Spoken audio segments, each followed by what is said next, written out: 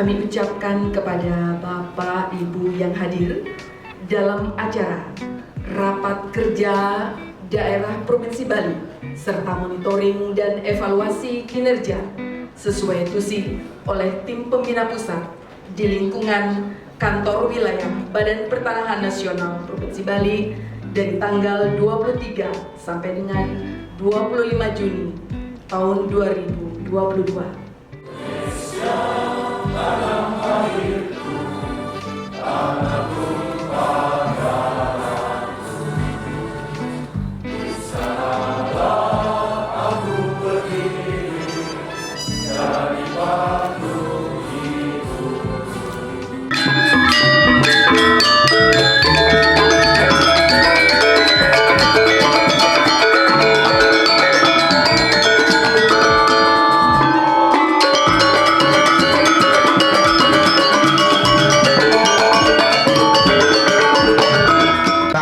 Perlu disampaikan bahwa memang semester 1 ini yang pertama serapan anggaran secara nasional.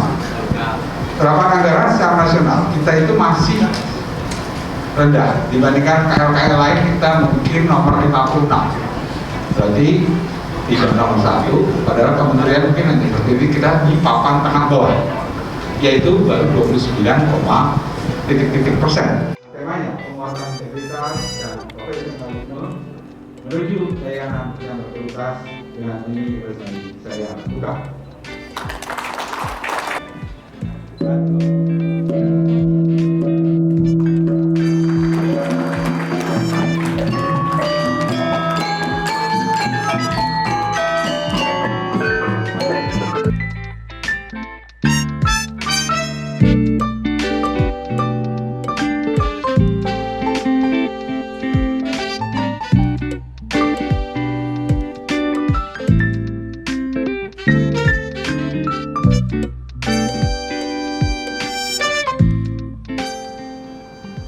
Kita lihat capaian SHT dari 9 satker yang ada di Bali itu tertinggi Bandung ada di 48,8%, sedangkan terendahnya ada di Buleleng. Ini jadi disiapkan data dasar. Sampai saat ini baru siap 16 desa data dasar dengan di drone dari sisi survei pemetaan jumlahnya sudah melaksanakan itu. Barulah kita menginventarisasi bidang-bidang ini, merapikan KW 123, melihat residu-residu yang ada, nanti akan tersisa dokumen-dokumen yang memang tidak bisa kita selesaikan. Nah, ini yang akan kita sampaikan nanti. Terkait residu ada bidang K3 yang memang tidak bisa punya tempat lagi, berarti sebagai output. Terus ada juga bidang sisa KW 4 di mana juga kita tidak temukan. Untuk PNBP sampai dengan bulan Juni, MP yang telah turun 1,5 miliar dan telah terserap 59,85%. Sementara untuk target penerimaannya kami telah mencapai 68,90% dari 9,8 yang merupakan target PNBP tahun 2022. Next. Nah, masuk ke kinerja PTSL Bapak, dari target SHT kami 6.240, K1-nya itu sudah mencapai 244, untuk PBT-nya baru sebanyak 150, dan untuk K4-nya dari 7.947 sudah bisa kami landingkan 1.164. Jadi kami mendapat target Bapak 500 dan hari ini pemberkasan 100% Bapak, dan sudah terbit sertifikat itu sudah mendapatkan hak 353, yang lainnya berproses kurang dari 147 lagi yang belum bersertifikat, dan bahkan kami sudah menyerahkan 107 di masyarakat Tanjung Benoa yang telah lama menunggu dan diserahkan langsung oleh Bapak Gubernur. Lanjut. Baik, ini residu data saya Pak. Jadi Bandung ini memang di angkanya lumayan banyak ini Bapak temuan, baik dari T1, T2 nya Dan lagi-lagi memang saya saat ini lagi berproses Bapak, penyerahan dilakukan di beberapa desa, dan bahkan kemarin ada tunggakan yang aset denda yang saya paksakan untuk diambil, jangan sampai menjadi tanggung jawab kita untuk disimpan di kantor, sehingga itu yang juga mengurangi, sehingga dari 9.000 temuan inspektorat kemarin itu, saat ini yang belum diserahkan dan lagi berproses itu 7.890 sertifikat lagi Bapak. Jadi kinerja PTSL ini yang lampau Pak dari 2017 sampai 2021 itu ada angka yang 10.967. Saya highlight di sana, sebenarnya itu setelah dilakukan stop of now hanya berjumlah 336 saja. Jadi 336 saja itu sudah dari inspektorat sudah selanggar. Kenapa hari ini terjadi? Saya sampaikan karena di tahun 2017 itu klik 301A-nya itu sempat terlewatkan Pak. Padahal sudah diserahkan hampir semuanya. SU sudah diupload, buku tanah juga diupload. Nah sekarang kami menghadapi atau melaksanakan bagaimana caranya klik 301A itu supaya bersih. Kami langsung di slide PTSL. Ini adalah progres kami di Gianyar yang mungkin secara angka belum mengembirakan. Mudah-mudahan nanti bisa kelanjutannya bisa kita progresnya lebih cepat lagi. Untuk K1 kami di data 19 Juni 139 dari target 2000. Sedangkan pemetaan dari target 200 sudah diselesaikan 200. Next.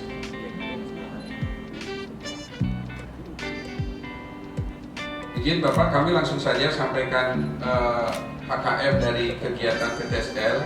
Intinya adalah bagaimana kesulitan kita mendapatkan objek. Yang pertama, masalah desa adat. Di Kabupaten Gianyar ini lagi maraknya masalah desa adat. Seperti misalnya tidak jelasnya mana tanah perorangan, mana tanah PKD. Tapi kenapa begitu data cek elektronik ratingnya bawah banget? Artinya kenapa kok sampai apakah nggak yakin dengan validasinya itu? Ini saya menanya seluruh rekannya, gitu, seberapa tingkat confident validasi tersebut? Jangan apakah perlu revalidasi kembali? Harusnya kalau sudah valid, cepat itu pengecekan itu nggak numpuk. Nah, Bali ini yang tertinggi cuma kota Denpasar. Itu pun di rating 80. Pertama, ini banyak masalah untuk yang terkait dengan desa adat. Pak Kakamil dan jajaran, kira-kira aturan apa yang diperlukan supaya itu bisa diselesaikan? Atau mungkin targetnya tidak SHT kalau yang menyangkut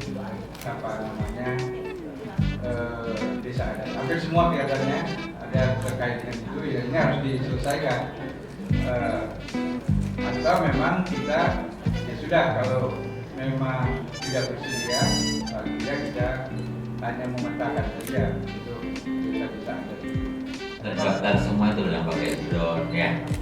Terus ada dosa lengkapnya, ada sisa KW 456, ada daftar tukang tindih, ada jumlah bidang kosong, ada NIBK 3 residu, gitu ya. Jadi desa itu udah bisa kita tutup layanan pengukuran pertama kali pendaftarannya. Apa pengukurannya? Udah bisa belum? Kan udah semua lengkap. Karena saya mau ngeluarin, kalau Bapak nanti jadi jawabnya bisa Pak, berani, nggak berani. Karena kalau Bapak berani, saya akan buatin surat edarannya. Kalau nggak berani, saya tetap buatin surat edarannya. Nah pertanyaannya, apakah target nanti di akhir tahun bisa dipenuhi atau tidak?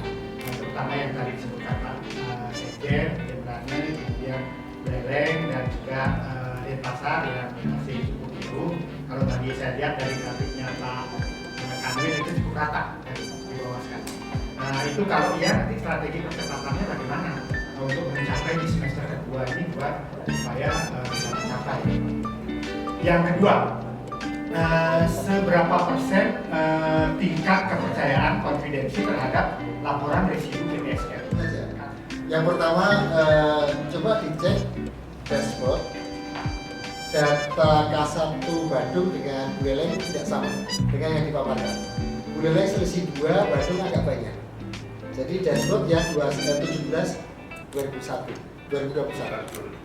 Jadi saya mohon bapak-bapak teman-teman para kantor melihat, karena saya sekarang sedang mengamati yang dibilang Pak Ketut tadi, potensi diserahkan, pindah ke real, kemudian saya akan melihat info dokumennya. Ada nggak ini buku tanahnya, surat ukurnya, kemudian berita acara serah terimanya. Saya lihat ini untuk memastikan bahwa memang masyarakat terima sertifikat dari tahun 17 sampai dengan 2021. Ya di persoalan ini di Gianyar, di Badung agak hafal saya. Cuman memang benar disampaikan Pak Staf Ahli tadi, sepertinya teman-teman juga memang belum mengungkapkan secara totalitas persoalannya. Padahal itu sebenarnya sangat penting. Ibarat diagnosa penyakit, kalau tidak semua gejalanya disampaikan, bisa-bisa salah diagnosa dokternya gitu ya. Dan ujungnya obatnya salah. Atau juga akibatnya dan membebani kita semua. Tadi saya kira kalau menurut pendapat saya Pak, yang dilakukan di Jembrang dengan berbasis menyelesaikan desa per desa, saya juga benar itu Pak. Seperti itu mesti cara bekerjanya. Memang risikonya akhirnya capaian K1-nya ini menjadi agak lambat pasti. Karena keterbatasan SDM juga mungkin bisa dipercepat, diakselerasi dengan bagaimana kita bisa menambah sumber daya. Pelaksanaan PTSL di Denpasar targetnya 500, realisasi Purdanisnya baru 93, SHT-nya baru 50, tapi sebenarnya ada 52 Pak. Kemarin sudah muncul 52, tapi hari ini muncul 50 Pak. Kemudian di Denpasar tidak ada target perda pidana karena Denpasar sudah mulai penuh, agak sulit mencari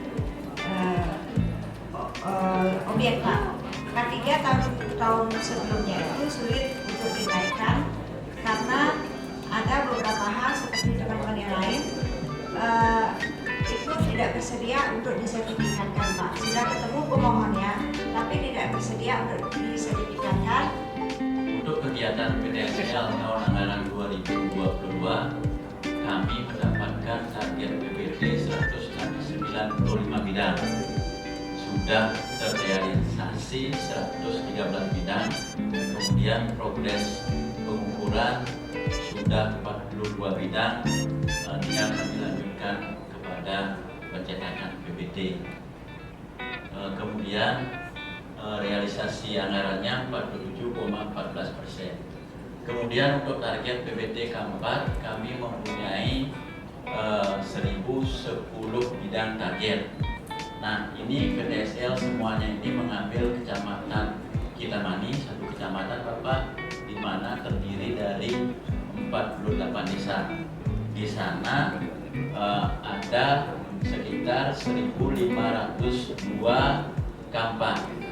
Kemudian dari 1.502 kampak tersebut 728 tidak ada SU-nya Pak. Kemudian 222 SU yang tidak ada gambar, sehingga kami sangat sulit untuk merealisasikan target 1010 bidang ini Bapak. Sampai saat ini sudah terrealisasi 57 kampak, kemudian sudah ada tinggal melanjutkan sekitar 30-an kampak. Kadin kami berusaha, kita sudah bisa selesaikan dan sisa ada 1.445 dengan rincian di keterangan bahwasannya 1.445 itu kami di kantor masih menyisakan untuk penyerahan sertifikat ada 666.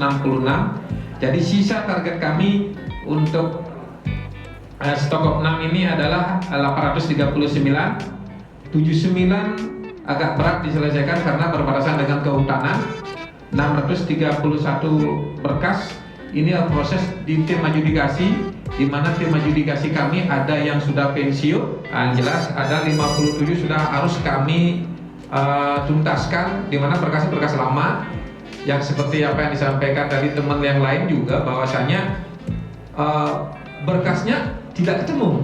Nah, bagaimana ini kan seperti itu, tapi kami sudah ambil langkah dan tinggal menunggu di panggilan ketiga. Kalau tidak ada respon kami akan tutup. Di peningkatan kualitas data kami pada bidang kantor perpajakan 94%, data valid 88%, buku tanah tervalidasi sudah 98%, scan buku tanah dan SU sudah semuanya tuntas Bapak yang ada di kantor. Ini ada selisih yang masih banyak yang tentu kita harus cari ini kan seperti itu Bapak. Selisihnya hampir 20 ribuan juga yang kami telusuri di sana. Kabupaten Kelungkung itu tertinggal satu-satunya kabupaten yang mempunyai pulau Pak. Dan kami modalnya sebenarnya semangat karena di Pulauan itu 65% wilayah kerja kita. Dan di sini kebetulan peta dasar dan peta PPP tidak ada. Tapi kami ditolong oleh Bapak Bupati, dengan adanya Pak Bupati kami dikasih bantuan alat rumah Pak. Jadi pesawat udara dirawat dengan MOU kita serah terimakan kemarin disaksikan langsung oleh Pak Kakandil dalam acara sosialisasi PTSL itu sendiri. Dari target yang sudah diberikan Kabupaten Kelungkung itu baru bisa mencapai surveinya baru 56% Pak, terus permintaan baru 55%, datanya 47, SHT-nya 47%, dan yang baru diserahkan sekitar 1,7%. Untuk di bulan ini bagus sebenarnya kalau bisa dikejar zero tunggakan ya. 2020 aja 1, 2021 8, 2022 ini cepatnya mungkin belum tunggak ya. Mungkin kalau bisa diselesaikan bisa di deliver zero tunggakan. Untuk Denpasar ya Bu, saya punya sesuatu yang menjadi Denpasar kan semuanya udah bagus ya.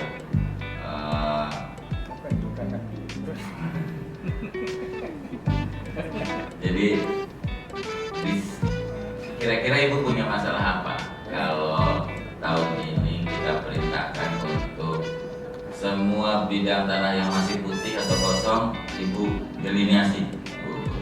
Semua itu harus di bawah 50 besar ya, terutama Denpasar mungkin terus saya ya masuk 50 besar, hampir gak percaya, bahkan kemarin itu masih peringkat 99 gitu. Ya. Ini kalau memang pelaksananya yang kurang silahkan ditambah, karena edarannya Pak Dirjen sudah jelas tidak harus kasih, boleh pejabat kunci. Silakan peta JNT yang sudah kita punya digunakan oleh penilai pertanahan. Kemarin juga kita kumpulkan seluruh penilai pertanahan, ada 6 orang di provinsi kita ini, sebagai referensi dalam menghitung penggantian yang layak dan adil dalam tahapan perencanaan dan pelaksanaan kegiatan pengadaan tanah. Lalu format penyusunan DPPT dan format lampiran, baik SK, daftar, surat pernyataan dan lain-lain, agar mengacu pada lampiran Permen 19/2021 dapat dibukakan. Potensi Pak. Begitu juga kemarin kami survei di Serangan masih ada Pak sisa tanah lagi 9 itu sebagai potensi, cuman di sini kami tidak punya target PPT Pak. 17 bidang masalah itu hampir mirip yang saya sampaikan kepada Bapak Sarul juga, bahwa itu adalah berbatasan dengan kehutanan yang kami harus hati-hati. Itu saja, dan kami mungkin masyarakat Bapak kalau peta kehutanan memang sudah terpasang di KKP, masyarakat yang tidak tahu bahwa itu adalah batasnya kehutanan. Saya Pak CPR Pak, karena pekerjaan pengadaan tanah yang ada masalah kemarin Pak, sampai kami minta pendampingan ke jaksa kegiatan termasuk musyawarah diri pun dihadiri oleh Pak Gubernur dan Pak Kapolda sendiri dan Pak Presiden sudah selesai. Dan dari awal kita sudah mulai mendata dulu Pak. Kita menginventarisasi secara detail apa yang bermasalah di kantor baik adres. Jadi dia sudah punya data-data perpalahannya. Kita sudah kumpulkan itu Pak. Dan kemudian dari situ memang kita tahu bahwa yang diperbaiki cukup banyak, yang diperbaiki cukup banyak. Jadi teman-teman mempunyai tugas perbaikan juga. Pertama juga saya heran Pak, aplikasi makin sempurna kok malah layanannya makin telat. Gitu. Dulu manual aja teman-teman banyak bahkan bikin inovasi pengecekan 5 jam, pengecekan ada yang 2 jam. Terus kemudian layanan HT juga begitu. Roya juga, semua punya inovasi waktu dulu manual. Tapi begitu sekarang dengan adanya elektronik, ternyata memang ada hal-hal yang kualitas itu dipakai. Kita memberikan layanan bukan sekedar kecepatan, tapi juga kepastian dengan kualitas yang harus dijaga yang akan kita informasikan ke teman-teman BKT atau penerima layanan pengecekan. Saya setuju sekali tadi bahwa kalau memang pengecekan hanya sekedar tekstual tempatnya, tidak sampai ke fisik. Jadi kalau memang betul ada disclaimer bahwa yang mengecekan itu bahwa sudah mengetahui bidangnya benar, luasnya benar, ya berarti teman-teman di kantor hanya cukup dengan tekstual saja, catatan-catatan saja. Sampaikan terima kasih atas arahan petunjuk-petunjuk terkait dengan bagaimana meningkatkan kinerja sekaligus meningkatkan kualitas terhadap semua layanan yang ada di Kementerian ATR khususnya yang ada di kantor pertahanan. Mudah-mudahan 1 semester ke depan progresnya akan lebih bagus dan tentu saja kualitas juga lebih bagus.